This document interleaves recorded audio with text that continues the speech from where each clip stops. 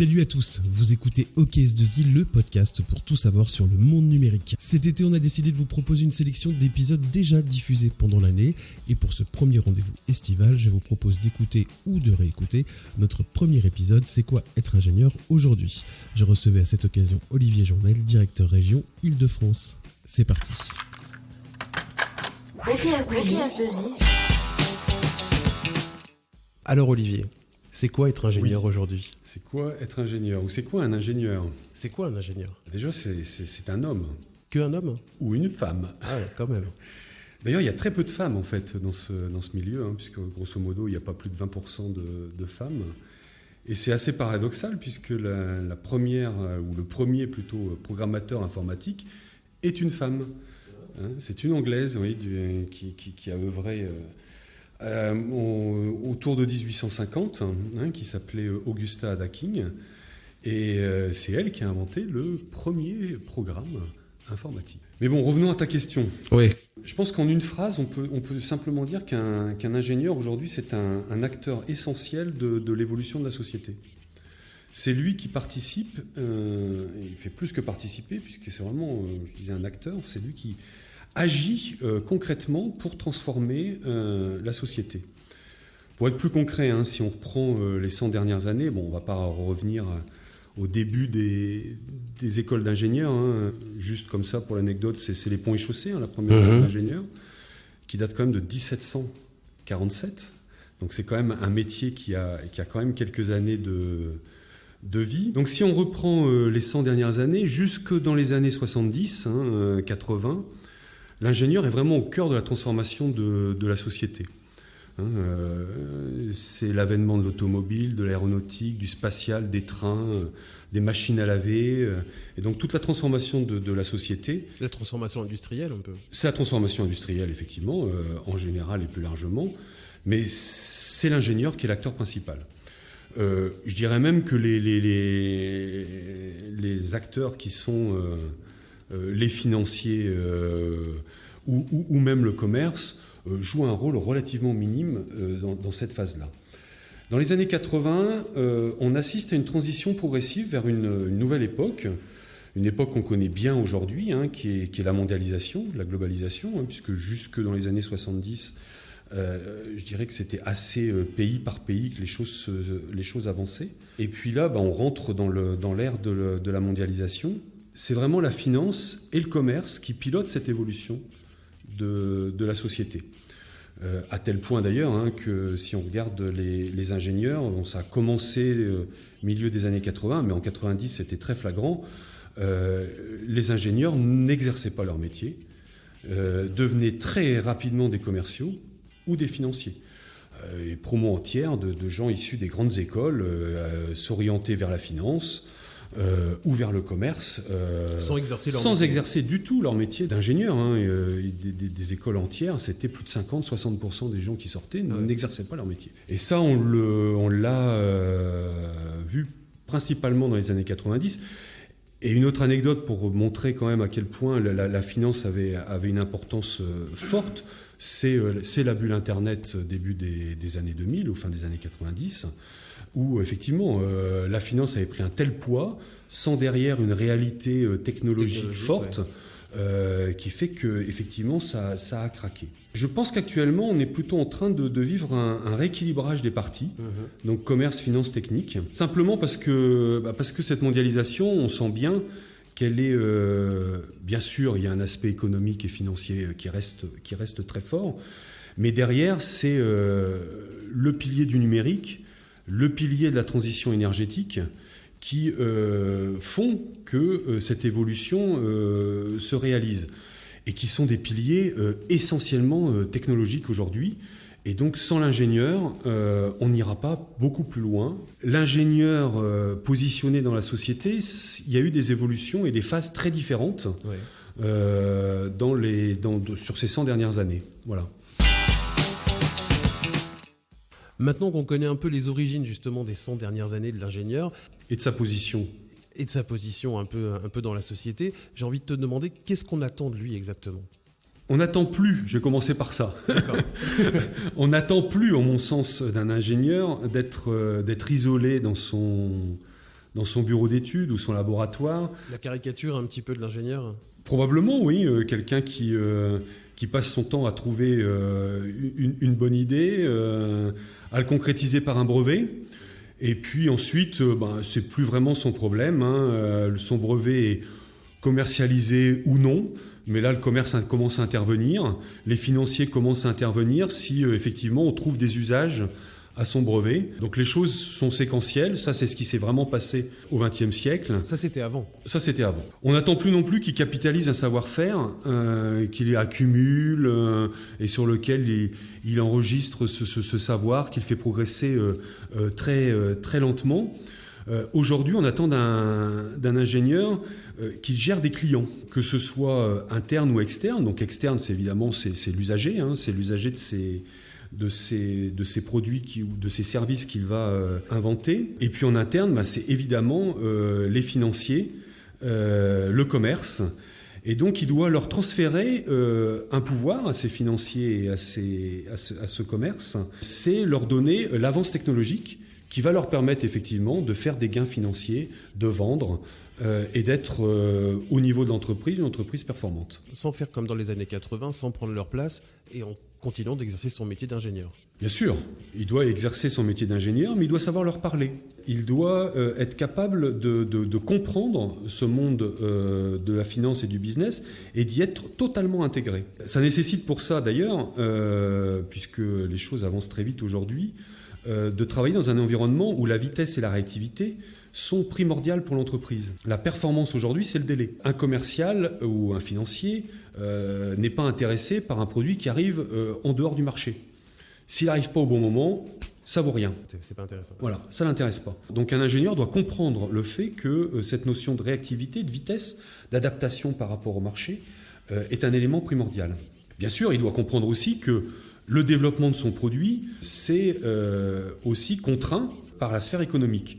Donc il doit gérer l'économie des moyens mis à sa disposition et il doit redéfinir, en mon sens, en permanence la chaîne de valeur qui va du démarrage d'un projet, de la mise en service jusqu'à l'usager. Et toute cette chaîne de valeur, il doit être capable d'y réfléchir en permanence et de voir comment adapter Il doit avoir une vue globale. Il doit avoir une vue globale complète, donc aussi bien technologique qu'économique. Il doit avoir une grande capacité de synthèse, de vulgarisation, et puis une grande capacité, une empathie certaine pour pouvoir vendre son produit de façon efficace. Ça, je dirais que c'est ce nouveau volet qu'il doit être capable de développer, c'est toute cette partie, on va dire, business, et il doit être complètement intégré dans le business. Bien évidemment, la partie technologique reste un élément essentiel. Il doit cultiver son expertise. Ça, Il ne va pas faire un retour en arrière. Non. S'il n'a pas d'expertise, il ne va pas trouver de produit et il ne sert à rien. Voilà. Par contre, c'est vrai que quand cultiver son expertise, c'est vraiment développer un savoir-faire collaboratif. C'est-à-dire ? Aujourd'hui, les technologies sont complexes. Développer un produit avec un usage nécessite différents savoir-faire.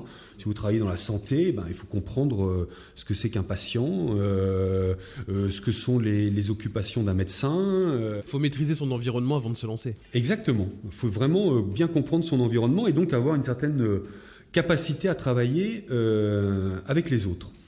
Et travailler en réseau est un point fondamental.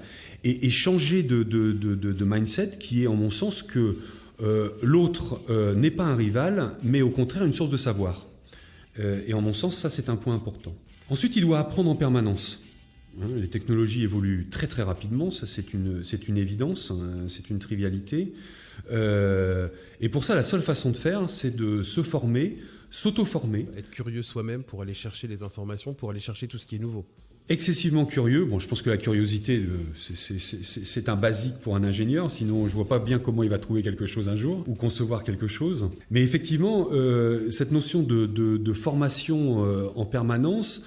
Dans les années 80, on allait prendre des livres, on allait à la bibliothèque, on allait prendre des livres. Et maintenant, il y a des ingénieurs qui ont inventé Internet. Voilà, vas-y, moque-toi de moi. Mais oui, tout à fait. Et donc sur Internet, ils doivent être capables d'aller lire en permanence, de se former, et ils doivent se remettre en cause en permanence et suivre ces évolutions de façon pertinente. pourrait parler de vitesse de raisonnement. Ils doivent être capables, en mon sens, de traiter simultanément plusieurs voies de réflexion. Aujourd'hui, faire les choses séquentiellement, donc je teste ça, puis j'essaie ci, puis j'essaie ça. Les unes après les autres. Donc les unes après les autres, ça c'est beaucoup trop cher. Ça prend beaucoup trop de temps et on n'est pas au bon moment sur le marché. Donc il faut être capable de travailler sur plusieurs sujets de réflexion, sur plusieurs hypothèses en même temps. Et il faut être capable de travailler hors silo. Aujourd'hui, on va parler des factories, des Fab Labs, des makers, des ateliers, etc., qui sont vraiment des lieux, en fait, qui sont des lieux où on rassemble des gens de compétences différentes. Donc être capable de travailler hors silo, quand je dis silo, c'est vraiment avec les experts uniquement de son métier, c'est être capable de travailler hors champ, de travailler sur des ruptures et de prendre des risques, et bien sûr de gérer ces risques, toujours en phase avec le financier. Il doit rendre les choses, on va dire, possibles. Oui. Donc les choses qui paraissent complexes, etc., il doit les rendre possibles par le biais qu'il veut, pas forcément avec ce qu'il a appris à l'école, par des biais qui ne sont pas forcément académiques, mais il doit arriver à proposer une solution possible. Il faut qu'il soit créatif. Il faut qu'il soit très créatif. Tu me parles de créativité, c'est vrai que c'est un point évidemment important. Et en mon sens, pour développer sa créativité aujourd'hui, il doit développer une culture, sa culture. Donc une culture à travers, en mon sens, des expériences différentes. Et quand on exerce le métier de consultant, et en particulier chez S2I bien sûr, on est amené à avoir des expériences différentes à travers les différents projets, dans des secteurs d'activité différents.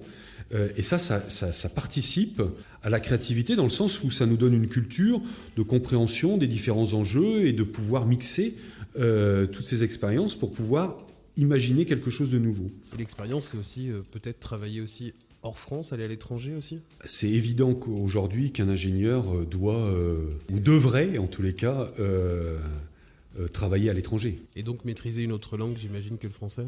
L'anglais est un basique, le chinois est peut-être pas mal, l'espagnol n'est pas mal non plus.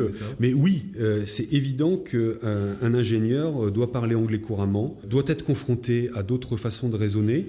Un ingénieur allemand, un ingénieur chinois, un ingénieur américain ne raisonnent pas de la même façon, n'abordent pas une problématique de la même façon. Et donc on apprend forcément en travaillant avec eux. Et la seule façon de travailler avec eux, c'est soit de travailler sur des grands projets internationaux, soit d'aller travailler directement dans ces pays et d'être émergé dans leur culture. Donc il doit gérer cet univers complexe dans lequel il est plongé. C'est un univers en plus qui aujourd'hui, non seulement d'être complexe, est souvent imprévisible, parce que c'est vrai que c'est très très difficile d'imaginer technologiquement et les usages de demain. Donc vivre dans le complexe, vivre dans l'imprévisible, c'est fondamental. Et les deux mots qui sont très à la mode aujourd'hui, qui sont adaptation et résilience, en mon sens, c'est deux mots qui vont très très bien à l'ingénieur d'aujourd'hui. Évidemment, on l'a bien compris, l'ingénieur a de nouveau une place particulière dans la société d'aujourd'hui. Il en a d'autant plus maintenant avec une responsabilité sociétale, parce qu'un ingénieur a forcément une responsabilité dans tout ça. Je disais en préambule que c'était un homme ou une femme, donc c'est effectivement... son métier nécessite un sens de la responsabilité sociétale très très fort. Ouais. Je vous parlais des piliers du numérique et de la transformation énergétique. Ça a des conséquences notables sur la façon de voir l'évolution de la société de demain. Et l'éthique est au cœur de la réflexion de l'ingénieur aujourd'hui. Quand il conçoit un produit, il doit imaginer, il doit comprendre quelle influence cela va avoir demain sur le monde. Oui, j'imagine si on prend les exemples comme de la data ou du médical, par exemple. Le big data, c'est évident, ça fait peur à tout le monde. Donc c'est inéluctable qu'on développe ces technologies autour de la donnée. Ça devient effectivement une richesse très importante et un sujet important pour le financier et le commerce.